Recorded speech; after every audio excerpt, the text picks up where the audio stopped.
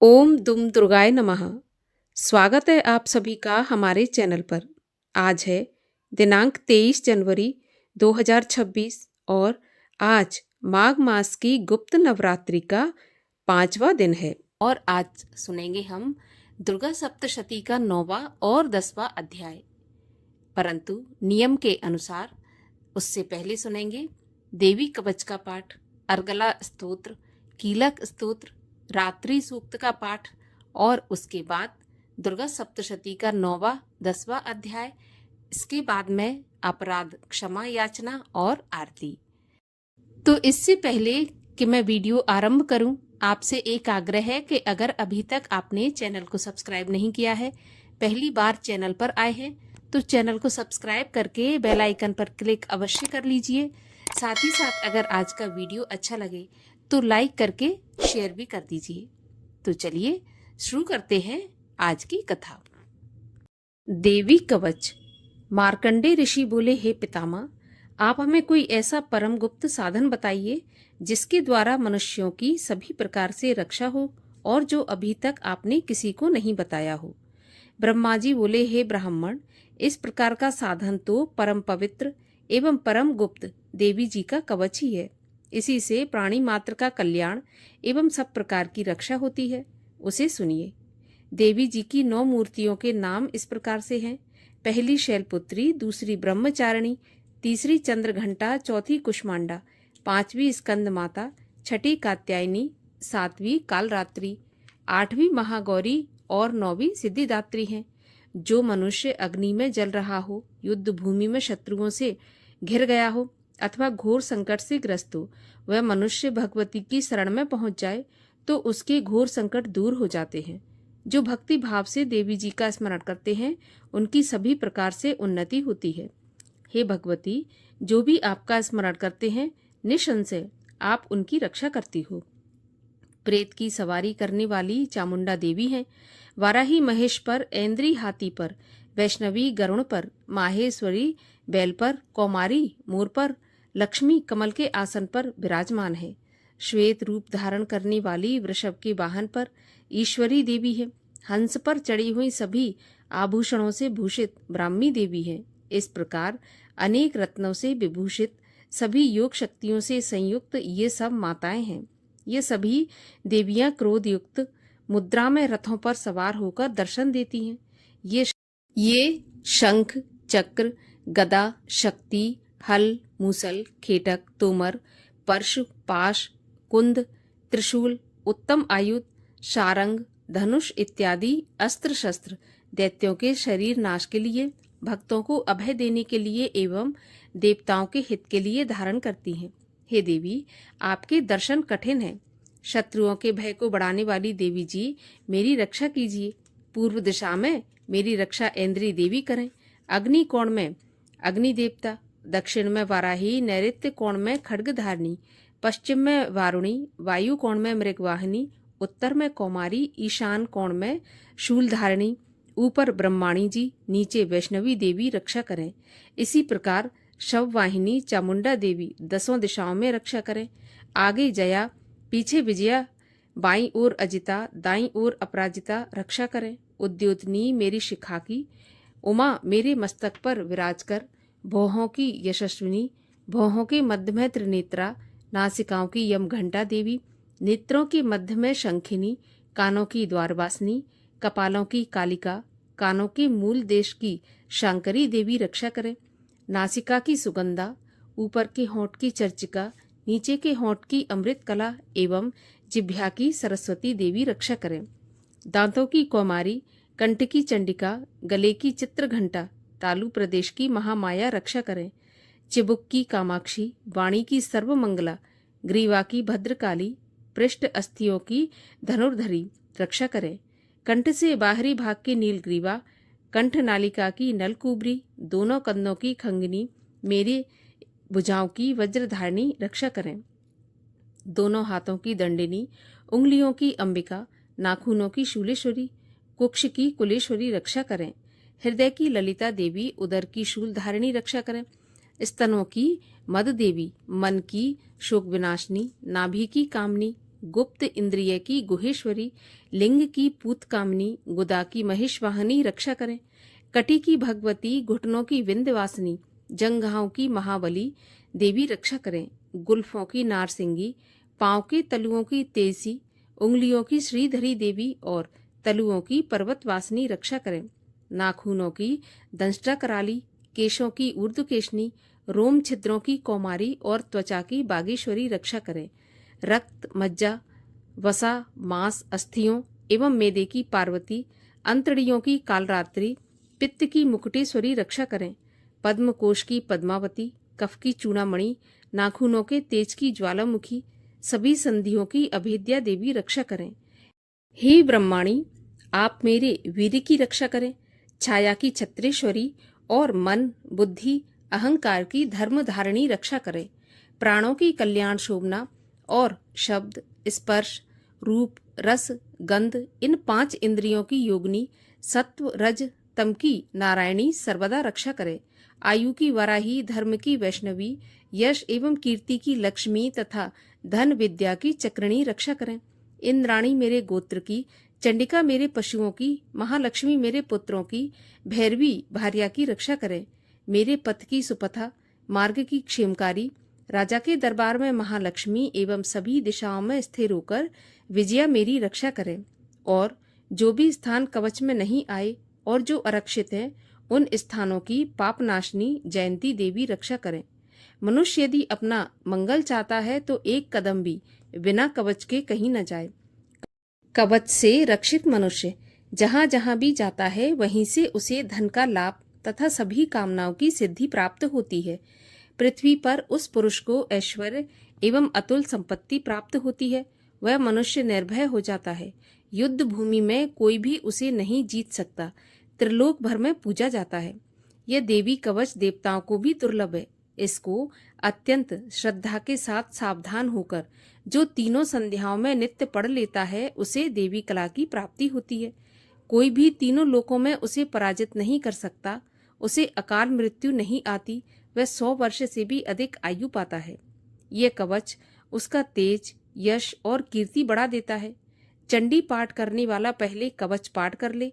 जब तक पर्वत, वन, काननों के साथ यह पृथ्वी टिकी रहती है तब तक ऐसे पुरुष की संतति होने पर महामाया की कृपा से देव दुर्लभ परम स्थान की प्राप्ति होती है। कवच का पाठ करने वाला सुंदर रूप को पाकर सदाशिव के साथ आनंद पाता है। श्री अर्गला स्तोत्र। श्री मार्कंडेय जी बोले, जयंती, मंगला, काली, भद्रकाली, कपालिनी, दुर्गा, क्षमा, शिवा, धात्री, स्वाहा, स्वधा आदि देवियों को मेरा नमस्कार हो। हे चामुंडे देवी, समस्त प्राणियों के दुख निवारण करने वाली आपकी जय हो। सर्वव्यापक देवी कालरात्रि, आपकी जय हो। मधु तथा कैटभ दैत्यों का दलन करने वाली, ब्रह्मा जी को वर देने वाली, आपको नमस्कार हो। हे देवी, आप मुझे सुंदर रूप दो, जय दो, यश दो तथा क्रोध आदि शत्रुओं का नाश करो। महिषासुर का नाश करने वाली, भक्तों की सुखदाता देवी जी को नमस्कार हो। मुझे रूप दो, जय दो, यश दो, शत्रुओं का नाश करो। हे रक्त बीज का वध करने वाली देवी और चंड मुंड असुरों का विनाश करने वाली माता, मुझे सुंदर रूप दो, जय दो, यश दो, शत्रुओं का वध करो। हे पापनाशक चंडिके, जो सर्वदा भक्ति पूर्वक आपके चरणों में मस्तक झुकाते हैं, उन्हें रूप दो, जय दो, यश दो, शत्रुओं का नाश करो। सभी व्याधियों का नाश करने वाली चंडिके, जो आपकी भक्ति पूर्वक स्तुति करते हैं, उन्हें रूप दो, जय दो, यश दो, शत्रुओं का नाश करो। हे देवी जी, आप मुझे सौभाग्य, आरोग्य और परम सुख दो। रूप दो, जय दो, शत्रुओं का विध्वंस करो। मेरा कल्याण कीजिए और उत्तम धन संपत्ति दीजिए। रूप दो, जय दो, यश दो, शत्रुओं का नाश करो। हे माता, आपके चरणों पर देवता और दैत्य दोनों ही अपने मुकुट की मणियां घिसते रहते हैं। हे मातेश्वरी, अपने भक्त को विद्यावान, यशवान, लक्ष्मीवान करो। बड़े बड़े अभिमानी दैत्यों के अभिमान चूर्ण करने वाली चंडिके, मैं आपको प्रणाम करता हूँ। हे 4 भुजाओं वाली माता, चतुर्मुख ब्रह्मा जी आपकी स्तुति करते हैं। हे परमेश्वरी, रूप दो, जय दो, यश दो, बैरियों का विध्वंस करो। श्री पार्वती के पति महादेव जी से स्तुत्य हे परमेश्वरी, रूप दो, जय दो, यश दो, शत्रुओं का नाश करो। हे देवी, आप तो कठोर भुजदंड रखने वाले दैत्यों का भी घमंड नाश कर देती हो। हे अंबिके, आप अपने भक्तों के लिए अपार आनंद की वृद्धि करती हो। मुझे रूप दो, जय दो, यश दो, शत्रुओं का नाश करो। हे मातेश्वरी जी, आप मुझे ऐसी पत्नी प्रदान करें जो मेरी इच्छाओं के अनुकूल हो और इस भयानक संसार रूपी समुद्र से मुझे तारने वाली हो। उत्तम कुल में उत्पन्न हो।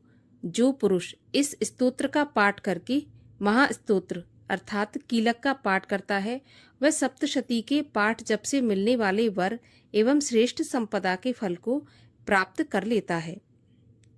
श्री कीलक स्तोत्र। ओम, मैं उन भगवान सदाशिव को नमस्कार करता हूँ जिनके 3 दिव्य नेत्र हैं, जिनका शरीर विशुद्ध ज्ञान स्वरूप है, जो मोक्ष प्राप्ति के कारण है। अर्ध चंद्रमा जिनके मस्तक पर शोभायमान है। श्री मार्कंडेय ऋषि बोले, मंत्रों के शाप एवं उत्कीलन आदि को समझकर पाठ करने वाला पुरुष मोक्ष पा लेता है, अतः इसका ज्ञान होना आवश्यक है। सब उच्चाटन आदि वस्तुएं इसी स्तोत्र द्वारा पाठ करके सिद्ध होती हैं, और जो इस स्तोत्र का पाठ करके सप्तशती के पाठ मात्र से स्तुति करते हैं, उन्हें देवी जी सिद्ध हो जाती हैं। उच्चाटन आदि प्रयोगों से उन पुरुषों को मंत्र, औषधि आदि किसी अन्य साधन की आवश्यकता नहीं पड़ती। बिना जप के भी सभी उच्चाटन आदि सिद्ध हो जाते हैं। क्या समस्त उच्चाटन आदि इसी से सिद्ध हो जाते हैं? इस प्रकार की लोगों को शंका हुई। तब उस शंका के निवारण के लिए सदाशिव ने लोगों को बुलाकर आज्ञा दी। यह सब सिद्धियां देने वाला शुभ स्तोत्र है। इस चंडिका स्तोत्र को भगवान सदाशिव ने गुप्त कर दिया। इस स्तोत्र के पाठ द्वारा प्राप्त होने वाला पुण्य कभी समाप्त नहीं होता। साधक सभी प्रकार का क्षेम प्राप्त कर लेता है, इसमें कोई भी संशय नहीं है। कृष्ण पक्ष की चतुर्दशी अथवा अष्टमी के दिन एकाग्र होकर जो अपना सब कुछ भगवती के अर्पण करता है और फिर प्रसाद रूपेण ग्रहण कर लेता है, उस पर भगवती प्रसन्न होती है। इसी रूप से कीलक द्वारा महादेव ने इसे भी कीलन कर दिया है। जो इसके द्वारा सप्तशती का निष्कीलन करके स्पष्ट होकर नित्य पाठ करता है, वह सिद्ध हो जाता है। देवी जी का गण एवं गंधर्व होता है। वह कहीं भी घूम रहा हो, उसे कोई भय नहीं होता, न उसकी अकाल मृत्यु होती है। देहांत होने पर वह मोक्ष पाता है। इसलिए इस कीलक स्तोत्र को समझकर उसका उत्कीलन करके पाठ करना उचित है। जो इस प्रकार नहीं करता, उसका नाश होता है। तभी तो बुद्धिमान इसे समझकर ही उत्कीलन से संपन्न स्तोत्र का पाठ आरंभ करते हैं। जो कुछ भी रमणियों में सौंदर्य, सौभाग्य आदि दिखाई देते हैं, ये सब के सब श्री देवी की कृपा के फल हैं। इसी कारण इस शुभ स्तोत्र का जप सदा करते रहना चाहिए। इस स्तोत्र के मंद स्वर में पाठ करने से थोड़ा फल मिलता है, उच्च स्वर में अधिक फल मिलता है। सभी सिद्धियां प्राप्त होती हैं। अतः उच्च स्वर में पाठ याद करें। जिस भगवती की कृपा द्वारा सौभाग्य, आरोग्य, संपत्तियां, शत्रुनाश तथा परम मोक्ष की प्राप्ति होती है, उस जगत की माता की स्तुति करनी चाहिए। रात्रि सूक्त। महातत्व आदिक रूप व्यापक इंद्रियों से सब देशों में समस्त वस्तुओं को प्रकाशित करने वाली ये रात्रि रूपा देवी अपने उत्पन्न किए हुए जगत के जीवों के शुभ अशुभ कर्मों को विशेष रूप से देखती हैं और उनके अनुरूप फल की व्यवस्था करने के लिए समस्त विभूतियों को धारण करती हैं। ये देवी अमर हैं और संपूर्ण विश्व को, नीचे फैलने वाली लता आदि को, ऊपर बढ़ने वाले वृक्षों को भी व्याप्त करके स्थित हैं। इतना ही नहीं, ये ज्ञानमयी ज्योति से जीवों के अज्ञान अंधकार का नाश कर देती हैं। पराचित्त शक्ति रूप रात्रि देवी आकर अपनी बहन ब्रह्म विद्यामयी उषा देवी को प्रकट करती हैं, जिससे अविद्यामय अंधकार स्वतः नष्ट हो जाता है। वे रात्रि देवी इस समय मुझ पर प्रसन्न हो, जिनके आने पर हम लोग अपने घरों में सुख से सोते हैं। ठीक वैसे ही जैसे रात्रि के समय पक्षी वृक्षों पर बनाए हुए अपने घोंसलों में सुखपूर्वक शयन करते हैं। उस करुणामयी रात्रि देवी के अंक में संपूर्ण ग्रामवासी मनुष्य, पैरों से चलने वाले गाय, घोड़े आदि पशु, पंखों से उड़ने वाले पक्षी एवं पतंगे आदि, किसी प्रयोजन से यात्रा करने वाले पथिक और बाज आदि भी सुखपूर्वक सोते हैं। हे रात्रिमयी चित्त शक्ति, तुम कृपा करके वासनामयी वृक्क की तथा पापमय वृक्क को हमसे अलग करो। काम आदि तस्कर समुदाय को भी दूर हटाओ। तदनंतर हमारे लिए सुखपूर्वक तरने योग्य हो जाओ, मोक्षदायिनी एवं कल्याणकारी बन जाओ। हे उषा, हे रात्रि की अधिष्ठात्री देवी, सब ओर फैला हुआ यह अज्ञानमय काला अंधकार मेरे निकट आ पहुंचा है। तुम इसे ऋण की भांति दूर करो। जैसे धन देकर अपने भक्तों के ऋण दूर करती हो, उसी प्रकार ज्ञान देकर इस अज्ञान को भी हटा दो। हे रात्रि देवी, तुम दूध देने वाली गऊ के समान हो। मैं तुम्हारे पास आकर स्तुति आदि से तुम्हें अपने अनुकूल करता हूँ। परम व्योम स्वरूप परमात्मा की पुत्री, तुम्हारी कृपा से मैं काम आदि शत्रुओं को जीत चुका हूँ। तुम स्तोम की भांति मेरे इस हविष्य को भी ग्रहण करो। श्री दुर्गा सप्तशती का 9वां अध्याय प्रारंभ। ऋषि बोले, हे राजन, रक्त बीज के मर जाने पर एवं युद्ध में अन्य असुरों के भी मारे जाने पर शुंभ निशुंभ दैत्यों का क्रोध बढ़ गया। फिर दैत्यों की प्रधान सेना का साथ लेकर निशुंभ युद्ध में दौड़ा चला आया। उसके आगे पीछे दाएं बाएं बड़े बड़े दैत्य थे। वे क्रोध के मारे होंठ काट रहे थे। शुंभ भी अपनी सेना के साथ मात्र गणों से लड़कर चंडिका को मार डालने की इच्छा से आ गया। दोनों दैत्य बादलों की तरह बाणों की वर्षा करने लगे। अपने बाणों के समूहों से चंडिका ने उनके बाण काट दिए। फिर शस्त्र समूह से उन दैत्यों के अंगों पर प्रहार किया। निशुंभ ने तीखी तलवार तथा चमचमाती ढाल उठा ली। देवी के पराक्रमी वाहन सिंह के सिर पर प्रहार किया। अपने वाहन पर इस प्रकार प्रहार होते देख देवी ने क्षुरप्र नामक बाण द्वारा निशुंभ की बड़ी तलवार तथा 8 चंद्रों वाली ढाल भी काट दी। तलवार और ढाल के कट जाने पर उस दैत्य ने शक्ति चलाई। उसे आते देख देवी ने चक्र द्वारा उसके 2 टुकड़े कर डाले। तब तो अत्यंत कुपित होकर निशुंभ दानव ने शूल उठा लिया और उसे फेंक दिया। देवी जी ने मुक्के के प्रहार से उसे चूर चूर कर दिया। दैत्य ने गदा उठाकर फिर चंडिका की ओर फेंकी तो देवी ने उसे भी त्रिशूल द्वारा काट दिया और वह भस्म हो गई। फिर अंत में दैत्यराज को फरसा उठाए आता देखकर देवी ने बाण समूहों से प्रहार कर उसे पृथ्वी पर गिरा दिया। उस भयानक पराक्रमी भाई निशुंभ के इस प्रकार धराशायी होने पर शुंभ क्रोध में भर गया और अंबिका को मारने के लिए सामने आया। वह रथ पर बैठा हुआ था। उसकी बड़ी बड़ी अनुपम 8 भुजाएं थीं। उनमें 8 भयंकर शस्त्र शोभायमान थे। उन भुजाओं से सारे आकाश को ढांपकर वह शोभित हो रहा था।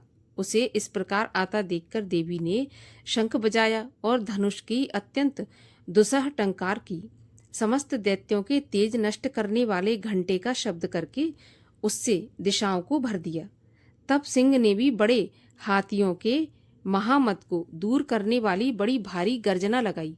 उसके द्वारा आकाश, पृथ्वी एवं 10 दिशाएं गूंज उठी। तब काली ने आकाश में उड़कर पृथ्वी पर दोनों हाथों से ऐसी ताड़ना की कि उस शब्द से पहले के सभी शब्द मंद पड़ गए। तब शिवदूती ने अमंगल रूप अत्यंत अट्टहास किया। उस ध्वनि से दैत्य डर गए।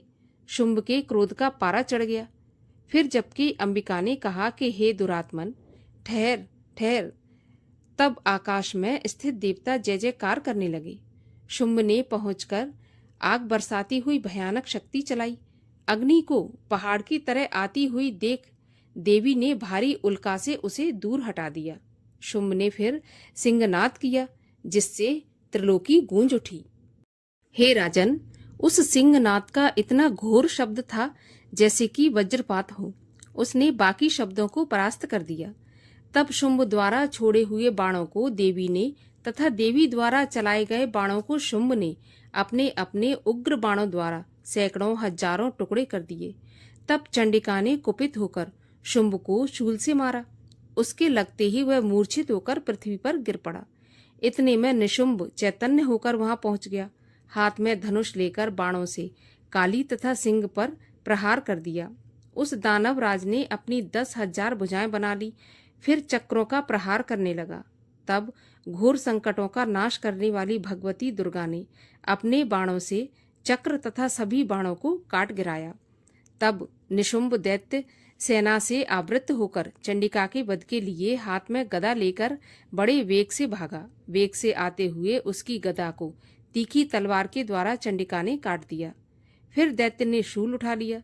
शूल हाथ में लिए उस देव पीड़क निशुंभ को आता देखकर चंडिका ने अपना शूल वेग से चलाकर उसकी छाती बींध डाली। उसकी छाती फटते ही उसकी छाती से एक और महाबली पुरुष निकला। वह खड़ी रह इस प्रकार कहने लगा।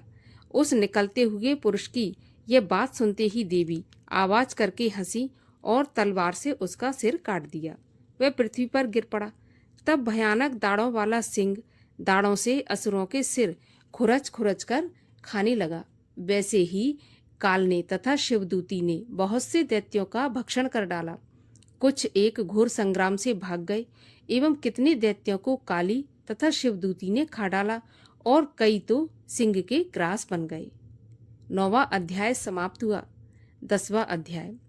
ऋषि बोले, अपने प्राण प्रिय भाई निशुंभ की मृत्यु देखकर इस प्रकार सेना को भी मरता देखकर कुपित होकर शुंभ कहने लगा, अरे दुष्ट दुर्गे, तू बल के घमंड से गर्व मत कर।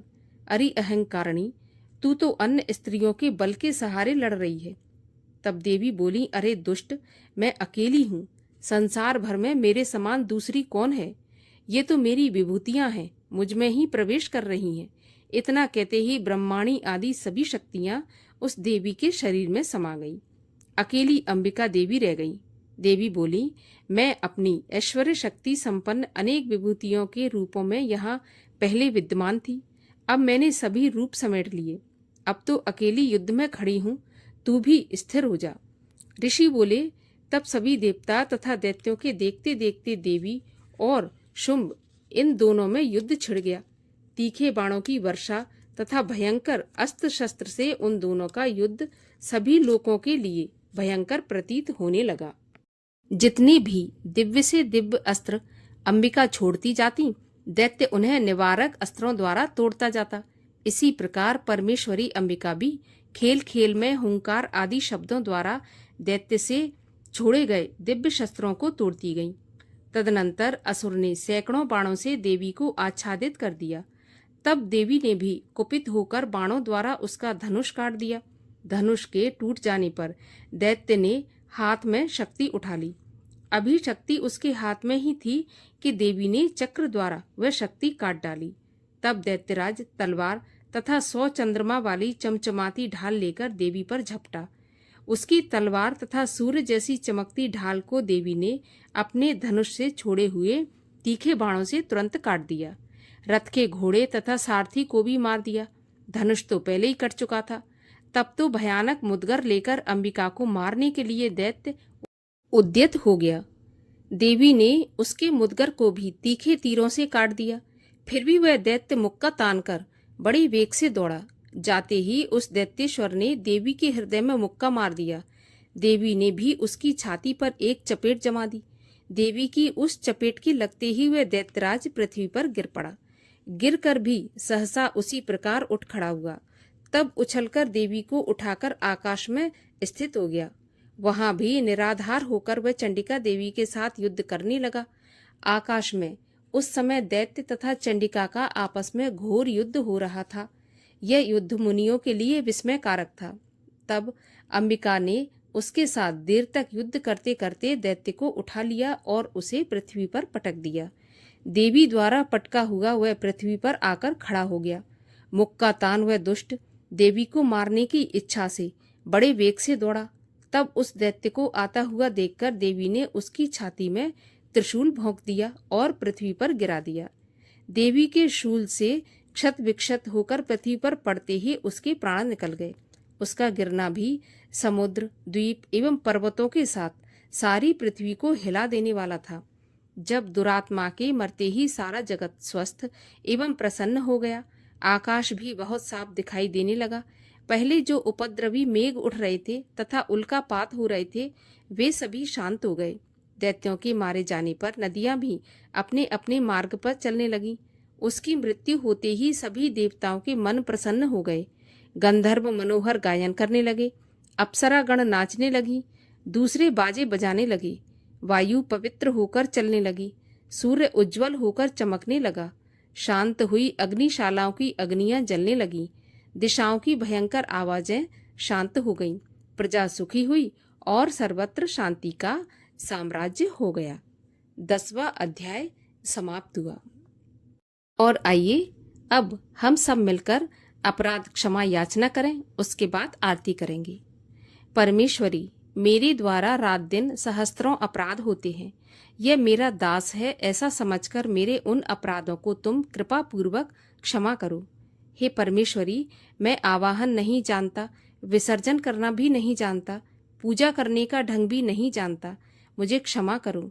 हे देवी, हे सुरेश्वरी, मैंने जो मंत्रहीन, क्रियाहीन और भक्तिहीन पूजन किया है, वह सब आपकी कृपा से पूर्ण हो। हे जगदम्बिके, मैं अपराधी हूँ, किंतु तुम्हारी शरण में आया हूँ। इस समय दया का पात्र हूँ, जैसा चाहो वैसा करो।